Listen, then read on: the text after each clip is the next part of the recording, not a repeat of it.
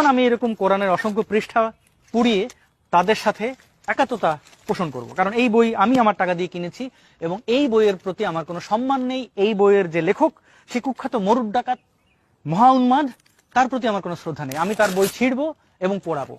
দেখি আপনারা বই ছেঁড়া এবং পোড়ানোর উদাহরণ যেটা তৈরি করেছেন সেটা আপনারা কতদূর বাস্তবায়ন করতে পারেন। আপনারা অন্যের দিকে ঢিল ছুড়বেন, সমাজে ঘৃণা ছড়াবেন এবং আশা করবেন আপনাদের সাথে এটা হবে না। এটা তো খুবই ভুল। কিন্তু মোহাম্মদ জাফর ইকবালকে আপনার ভালো লাগবে না তাই বলে আপনি তার বই পড়ানোর মাধ্যমে যে নজির স্থাপন করতে চান সেটার বলি কিন্তু আপনিই হবেন। যেমন আমার কাছে এরকম অসংখ্য বই আছে 1400 বছর আগের একজন মরুড ডাকাত লিখেছিল এই পুস্তকগুলো, এবং এই পুস্তক আমার কাছে কোনো মূল্যই রাখে না।